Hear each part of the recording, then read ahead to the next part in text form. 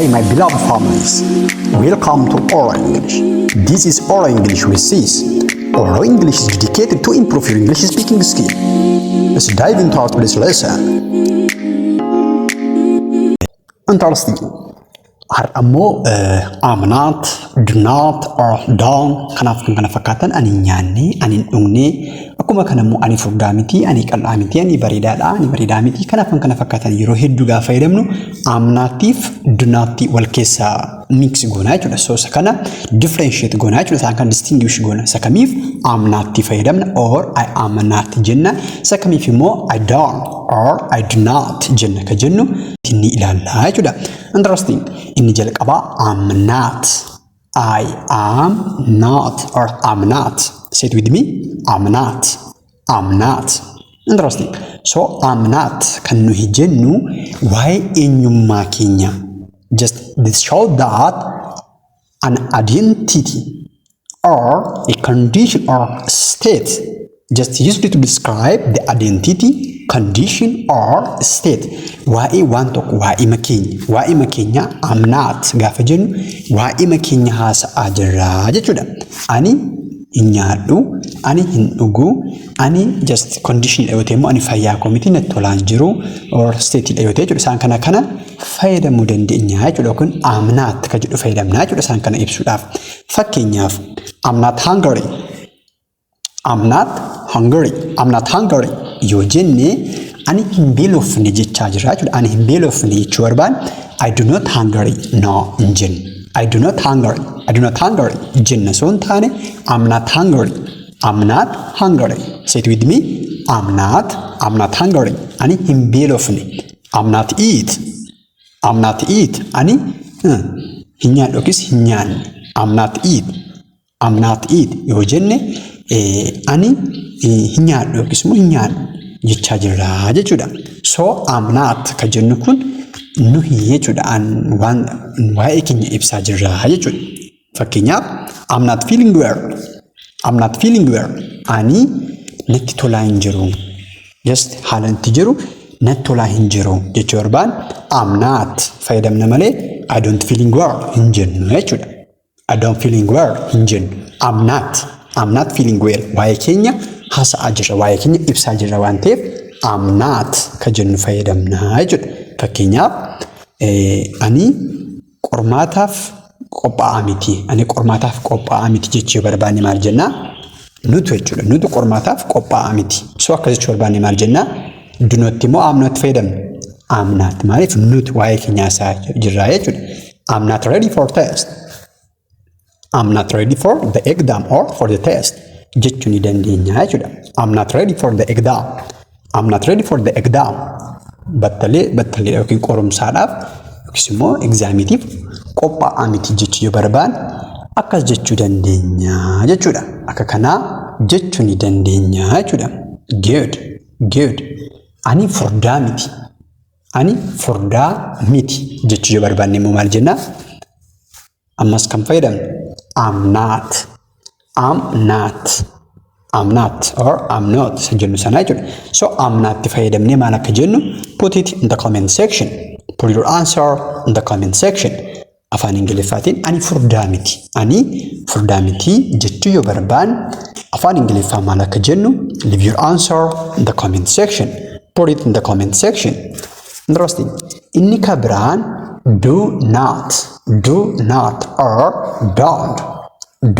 Sa jennu jechuudha gaafa pronounce goonu yookiin gaafa dubbannu don't. Naati sun silent taati. So I don't, he don't, she doesn't. Naam sa jennu sana jechuudha. So don't ka jennu kana immoo kan nuyi fayyadamnu action. Just this shows the action that's not done. Yeroo baay'ee negative waan ta'eef wanta hin hojjetan. The action that's not done. Wanta hin taane wanta hin raawwanneef ko do not or don't ka jedhu kana fayyadamna jechuudha. Inni kun waa'ee keenya nutu waa'ee keenya just identity keenya yookiis immoo condition ti jiru haasoo osoo hin taane waa'ee gocha tokko. Ani fakkeenyaaf buna hin jaalladhu. Numadha actually garuu waa'ee bunaa jechuudha. Buna hin jaalladhu. Akkana hin godhu wanta kana akkasin taasisu akkana hin taasisu. Just waa'ee gocha wanta tokko taatee waan tokko haasofna yoo ta'e immoo amnaatti otoo hin taane maal fayyadamna? Do not or don't kan jedhu kana fayyadamna jechuudha. Fakkeenyaaf ani buna hin jaalladhu. Buna hin jaalladhu jechuu yoo barbaanne I'm not like coffee jenna.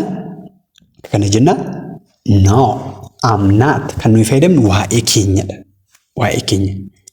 Nuti akkasidha jenna malee buna hin jaalladhu jechuu barbaanne buna jaallachuu dhabuu keenya do not or don't kan jedhu sana fayyadamna jechuudha. I don't like coffee. I don't like coffee jenna jechuudha. Say it with me. I don't like coffee. I don't like coffee. I don't like coffee jenna jechuudha. Ani buna hin jaalladhu jechuu yoo barbaanne kana jechuu ni dandeenya jechuudha. Interesting. I don't like coffee.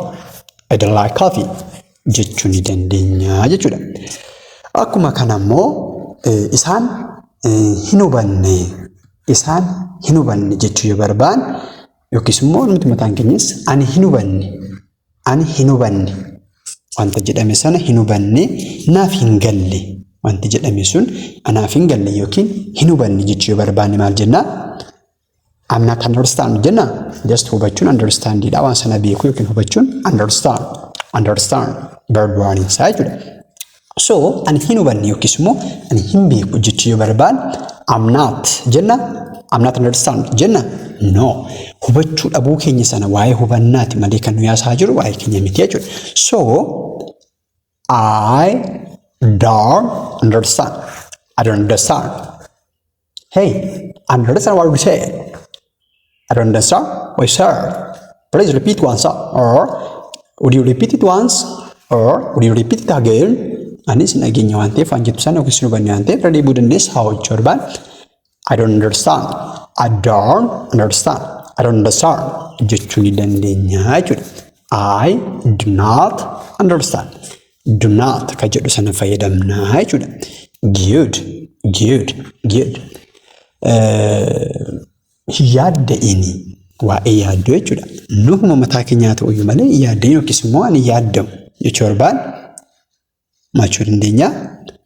Amnaatti otoo hin taane ammas waa'ee wannichaati gocha wanna sanaati waan ta'eef don't or do not kan jedhu sana fayyadamna jechuudha. Kanaafuu ani hin yaadda'u jechuu yoo barbaanne maal jechuu dandeenya? I don't worry. I do not worry jechuu ni dandeenya jechuudha. Interesting. Mee isin immoo afaan Ingiliffaatiin inni si waame ana miti. Ani si waamne jechuudha directly waa'ee keenyaa isaa irraa jechuudha. Ani si hin waamne yookiin inni si waame ana miti jechuu yoo barbaanne afaan Ingiliffaan maal akka jennu put it in the comment section. Leave your answer in the comment section. This is all about our today's session. Till we meet again. Goodbye. Stay blessed.